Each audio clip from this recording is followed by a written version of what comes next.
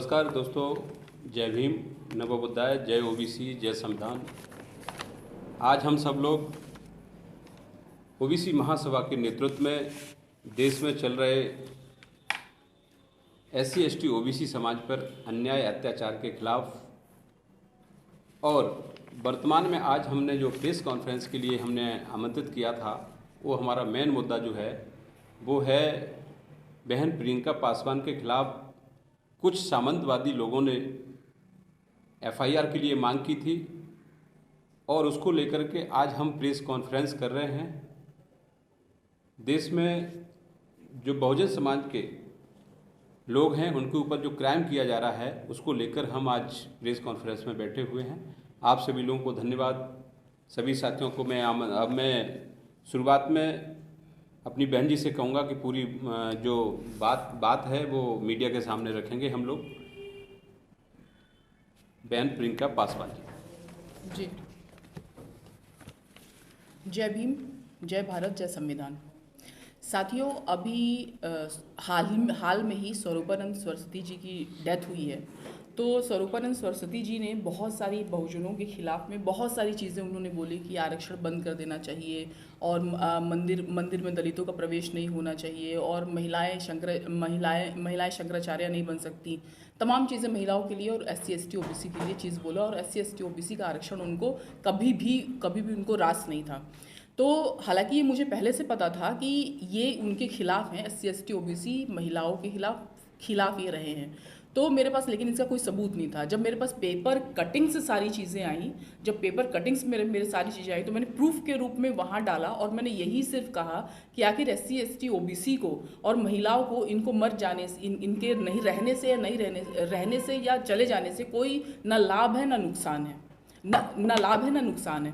अब ये चीज़ें कहीं और नो डाउट मैं SC ST OBC से और महिला हूँ और वो भी दलित इससे बिलोंग करती हूँ, तो मेरा गुस्सा जायज़ था।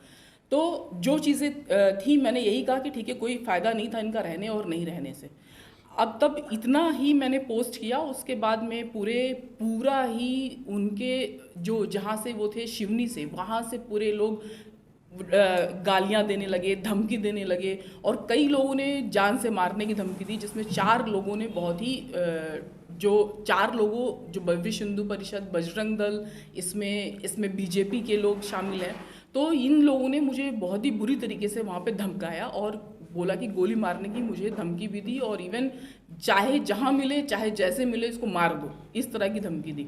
अब उसके बाद में ये सारी चीज़ें हुई। तो उसके अलावा भी इन लोगों ने फिर इतने पे ही बात नहीं रुकती है। उसके अलावा जब मैंने वहाँ पे मेरे कुछ लोगों ने भी उन लोग से काफ़ी ज़्यादा बोला कि भाई जो मैडम कह रही हैं, जो दीदी कह रही हैं वो सही कह रही हैं।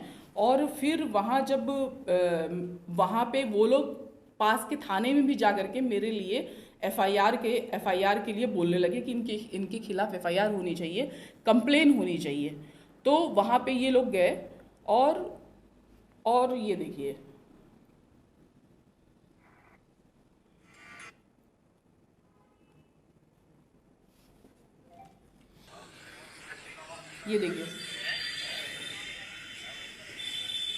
वहाँ पे मेरे लिए हाय हाय और प्रियंका पासवान मुर्दाबाद के नारे भी लगाए और वहाँ पे इन लोगों ने कंप्लेन दर्ज किया कि इस महिला के खिलाफ में इस महिला के खिलाफ में FIR होनी चाहिए और अगर नहीं हुआ तो सर्व समाज उग्र आंदोलन करेगा। तो फिर मैंने एक और पोस्ट डाली, भाई तुम किस सर्व समाज की बात कर रहे हो?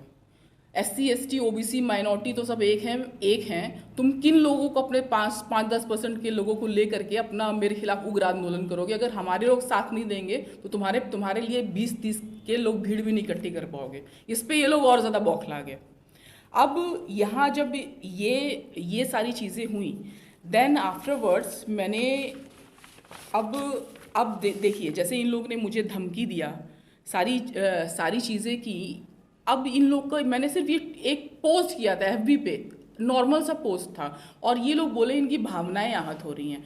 तो मैं सिर्फ ये पूछना चाहती हूँ कि इन लोग की भावनाएं इतनी जरा सी बात पे आहत हो जाती हैं और तुम हमारी महिलाओं को उठा के रेप कर देते हो और उसके बाद उनका इतनी बुरी तरह रेप कर देते हो और उनको रात के अंधेरे में मार देते हो। पुलिस प्रशासन के द्वारा वहाँ पे उन लोग को तेल छिड़क के जला दिया जाता है। तुम तुम्हारी आत्मा शरीर सब नोच लेते हो, तो हमारी भावनाएं का तो कोई फर्क ही नहीं पड़ता। तुम लोग तो हमें मार दिए जाते, तब हम लोग की भावनाओं का तुम लोग सोचते नहीं हो। और मैं ये भी मानती हूँ कि जो ये शंकराचार्य थे, जिन जिन मुद्दों पे इन्होंने बोला कि चाहे वो दलितों का मंदिर में प्रवेश के लिए हो या महिलाएं शंकराचार्य नहीं बन सकती, उनको पढ़ने का कोई अधिकार नहीं है, या आरक्षण SC ST OBC आरक्षण विरोधी थे, अगर हमारे बीच से कोई भी इंसान उस वक्त खड़ा हुआ होता उसमें कि ये शंकराचार्य क्यों बोल रहे हैं, तो मुझे लगता है कि बाकी जो आजकल अत्याचार हो रहे हैं हम दलित महिलाओं पे या SC ST OBC पे अत्याचार हो रहे हैं, ये सब थमता।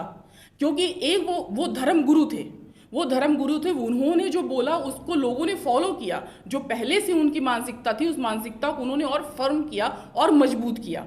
तो ये जब इस तरह के लोगों के खिलाफ अगर हम लोग नहीं बोलेंगे, अभी एक ना जाने एक और बाबा कोई आया है जो सीधा सीधा बोलता है तुम अछूत हो, तुम दूर रहो। कोई एक बाबा आया हुआ है, आप बताइए ये क्या नाम बताया? मध्य प्रदेश। हाँ, मध्य प्रदेश का एक और बाबा आया हुआ है। तो वो आप बताइए उसके खिलाफ अगर कोई कंप्लेन नहीं करेगा तो यही सारी मानसिकता उनकी फिर से मजबूत होगी और फिर यही सारे हमारे लोगों पर अत्याचार ये लोग करेंगे।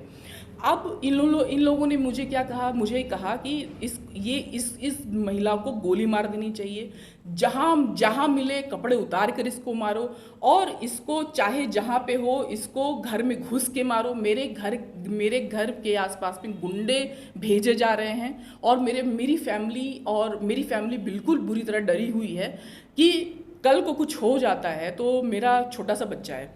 अब मैं इस चीज़ पे इसलिए ज़्यादा डर रही हूँ कि ऐसे बुरे मानसिकता वाले, ऐसे घिनौने मानसिकता वाले, जो फूलन देवी जो थी वो MP थी, उनके MP बंगले में घुस के मार दिया गया, तो मेरी क्या बिसात है, मेरी क्या औकात है। अब ये बताइए, ये विश्व हिंदू परिषद है, इसमें बजरंग दल वाले हैं, ये लोग कितने ज़्यादा कट्टर होते हैं और ये अपनी ही, पहले तो इनको चाहिए कि ये वोट के लिए हम लोग चुनावी हिंदू हैं, बाकी हिंदू हम लोग नहीं हैं।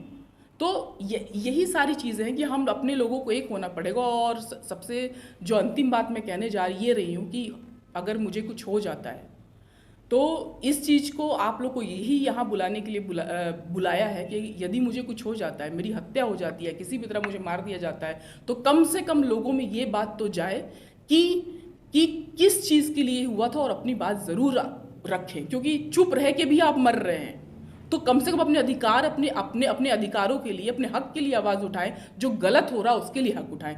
एक प्रियंका पासवान मर जाएगी तो ना जाने कितने जन्म लेंगी। बस मुझे यही कहना है। जय भीम, जय भारत, जय संविधान। तो देखिए, बहन जी ने जो बोला है पूरी तरीके से सच्चाई है इसमें। और OBC महासभा पूरी दिल्ली प्रदेश की टीम बहन जी के साथ खड़ी है। प्रदेश प्रवक्ता हमारी बहन जी हैं दिल्ली प्रदेश की। तो पूरे संगठन की, पूरे देश में आंदोलन इस पर होगा। अगर बहन जी के साथ किसी भी प्रकार की कोई घटना घटती है तो हम सब लोग इसमें पीछे हटने वाले नहीं हैं। जगह जगह हम लोग भी ज्ञापन कराएंगे और हम लोग भी FIR कराने का पूरा प्रयास कर रहे हैं। और मैंने इसकी कार्रवाई पूरी, इसको हमने दिल्ली जो हमारे DCP साहब और ACP हैं, DCP साहब को सबको मैंने भेज दिया है, सभी लोगों को मैंने भेज दिया है, और महिला आयोग को भी भेज दिया है।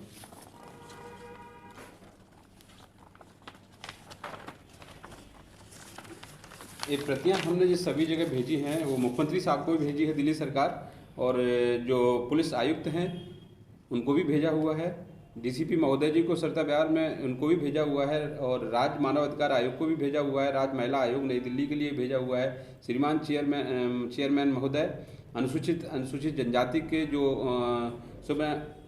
सुब्रमण्या भारती जो है ना मार्ग पे, इनको भी मैंने बताया हुआ अपनी तरफ से। जो प्रति है मैंने सभी जगह सेंड की हुई है। अगर इसमें प्रियंका पासवान के खिलाफ देश में किसी भी प्रकार का कोई ऐसी घटना घटती है या कहीं कोई FIR होती है तो OBC महासभा इसमें पूरी तरीके से तैयार है इस स्थिति को निपटने के लिए।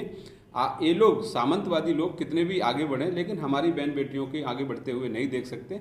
शंकराचार्य जी ने जो भी कुछ कहा, उनकी भावना को बहन जी ने देखा। और हमारी महिलाएं तो सबकी सम्मान होती हैं, सबकी महिलाएं सम्मानित होना चाहिए। तो अगर महिलाओं के लिए अगर मंडलेश्वर की अगर बात है या किसी भी प्रकार की महिलाओं को जो हीन भावना से देखा गया है कहीं भी, तो उसके लिए हम लोग इस तरीके की व्यवस्था में हम साथ नहीं देते हैं। महिला हमारी बराबर का सम्मान है और पूरे देश को महिला आगे बढ़ाने का हम पूरा साथ साथ लेने के चलकर चलने वाले लोग हैं।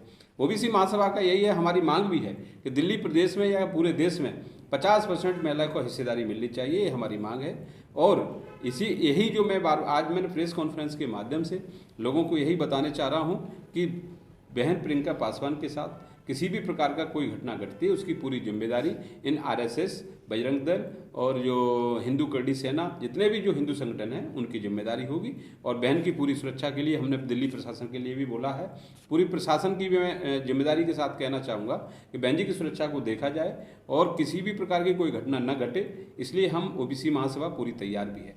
इसके साथ साथ हमने दिल्ली जो पूरे देश में जो चल रहे हैं हमारे, हमने अभी देखा है बहन जी के साथ साथ हमने अभी बहुत सारी घटनाएं देश में देख रहे हैं। ओबीसी महासभा सभी का जो जितनी भी घटना घटी हैं, चाहे हम आगरा में हुई है, जो ठाकुर समाज के लोग हैं उन्होंने एक ओबीसी समाज के व्यक्ति के साथ मारपीट किया है और उसको वहाँ से निकाल भी दिया है। और दूसरी बात, प्रशासन ने उसी व्यक्ति के साथ, जो पीड़ित व्यक्ति था, उसी के ऊपर एफआईआर भी करा दी।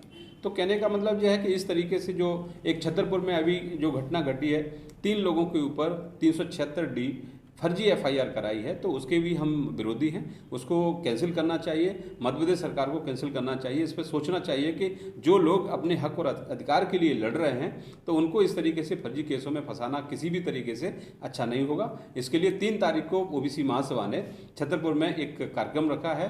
तो इस प्रेस कॉन्फ्रेंस के माध्यम से मैं कहना भी चाह रहा हूँ कि ज़्यादा से ज़्यादा संख्या में लोग उस कार्यक्रम में पहुँचेंगे।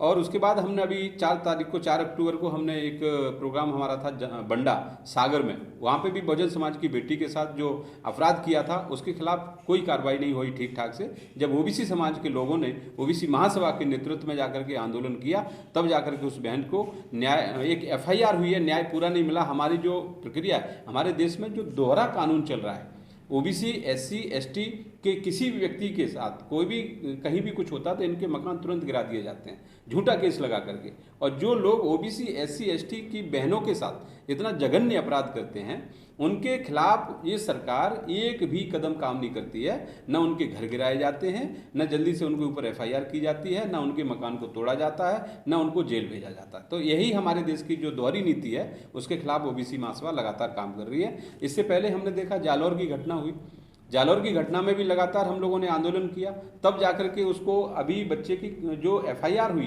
पूर्ण तरीके से उसमें भी न्याय नहीं मिला है। उसके बाद अभी जो नया घटना अभी बता रहे हैं कि औरैया में भी एक दलित बच्चे को मारा है टीचर ने, तो उस टीचर को गिरफ्तार किया गया, लेकिन जो पूरी तरीके से कार्रवाई होनी चाहिए थी वो अभी नहीं हो पाई है।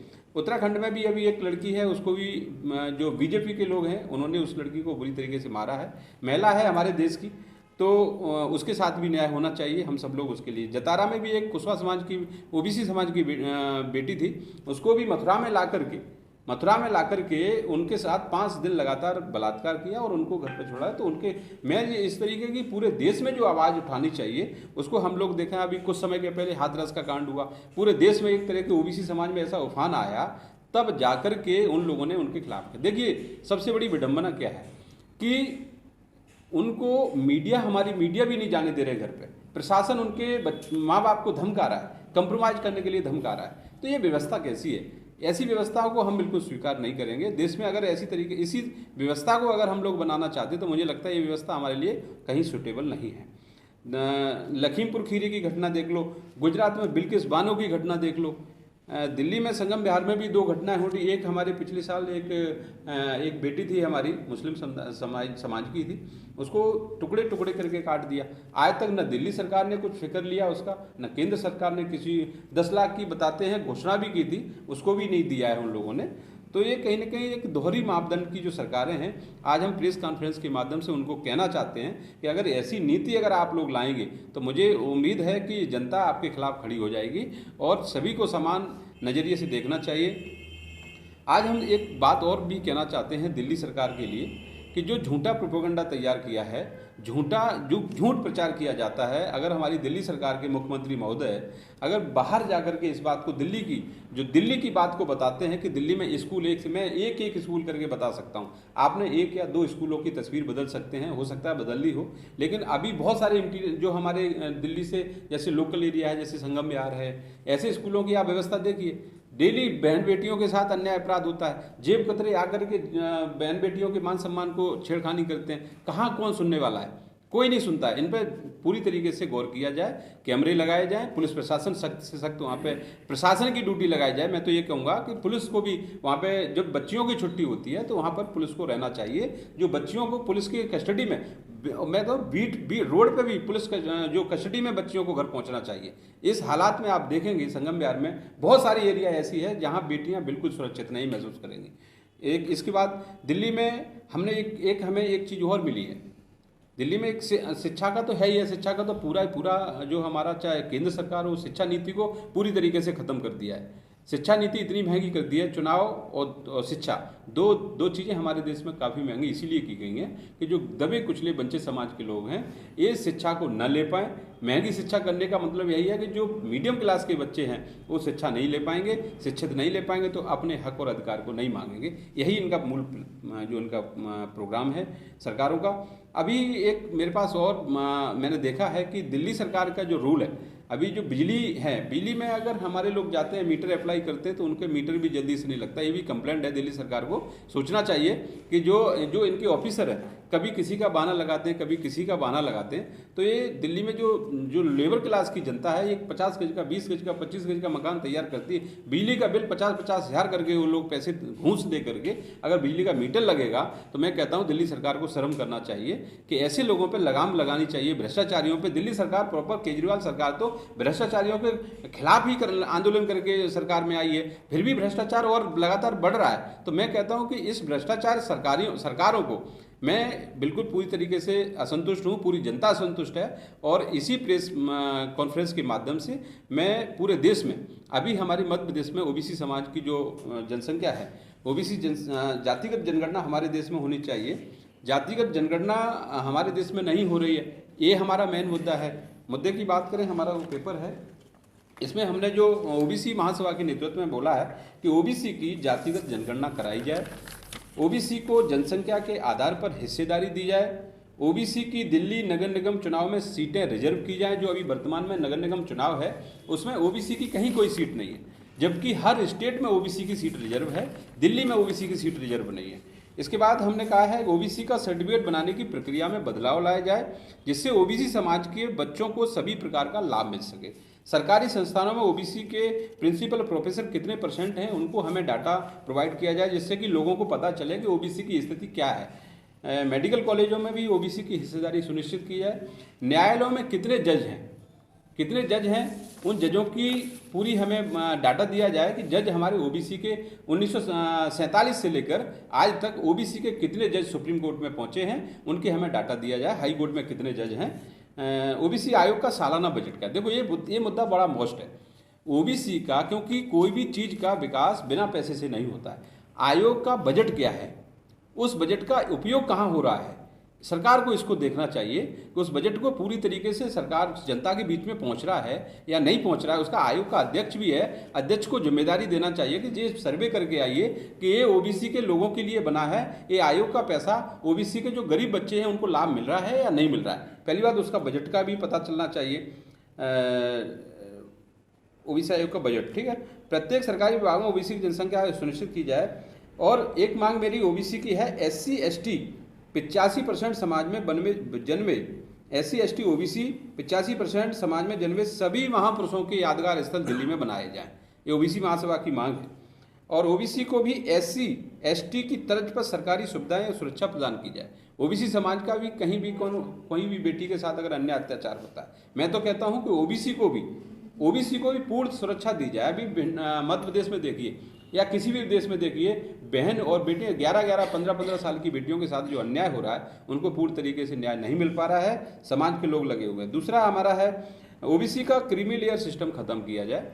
क्योंकि क्रीमी लेयर लगाने से क्या होता है, क्रीमी लेयर लगने से ये हो जाता है कि जो बच्चा आईएएस की आईपीएस की तैयारी करता है, 8 लाख से ऊपर कमाने वाला व्यक्ति, वो जो क्रीमी लेयर लगा करके उसको ओबीसी से बाहर किया जाता है, और जो कम पैसा कमाने वाला व्यक्ति आईएएस और आईपीएस की 3 लाख रुपए 2.5 लाख रुपए पर ईयर साल खर्च नहीं कर सकता, तो आईएएस की कोचिंग नहीं करा पा रहा है। अगर आईएएस की कोचिंग या तो इनको आयोग से कराना चाहिए बच्चों को, आयोग भी इनको स्कॉलरशिप नहीं दे रहा है, तो स्कॉलरशिप भी नहीं मिल रहा है, उनके पास 8 लाख कमाने वाले को ओबीसी का लाभ भी नहीं मिल पा रहा है, क्योंकि क्रीमी लेयर लगाकर उसको बाहर कर दिया।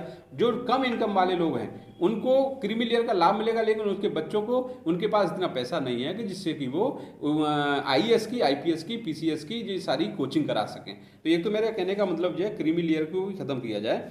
दिल्ली सरकार एवं केंद्र सरकार 7 सालों में ओबीसी की कितनी नौकरियां निकाली और उसमें कितनी भरी गई, उसका डाटा भी सार्वजनिक किया जाए, और देश में कृषि भूमि सुधार बिल लाया जाए। महिलाओं को 50% आरक्षण दिल्ली में, अभी दिल्ली में देख लीजिए, वर्तमान सरकार में दिल्ली में मात्र 8 या 10 महिलाएं हैं, जबकि 70 सीटें, 20 महिलाएं होना चाहिए 33% रिजर्वेशन के हिसाब से, 20 महिलाएं होना चाहिए, उसमें 8 या 10 महिलाएं पहुंची हैं। तो कहीं ना कहीं हमारे जो वर्तमान सरकार है केजरीवाल जी की, उनको भी सोचना चाहिए कि ओबीसी के लिए भी कुछ न कुछ करना पड़ेगा, क्योंकि सबसे ज़्यादा 60 से 65% आबादी ओबीसी की इस देश में है। तो ओबीसी की ही, इनको ओबीसी का जो वोट है वो इन सरकारों को मिला है, तो उनको लाभ नहीं दिया गया। यही बात के लिए आज हम सब लोगों ने आप लोगों को बुलाया है, इसी बात के लिए हमने आपको आमंत्रित किया था। बहुत बहुत धन्यवाद, बहुत बहुत शुक्रिया। जय भीम, नमो बुद्धाय।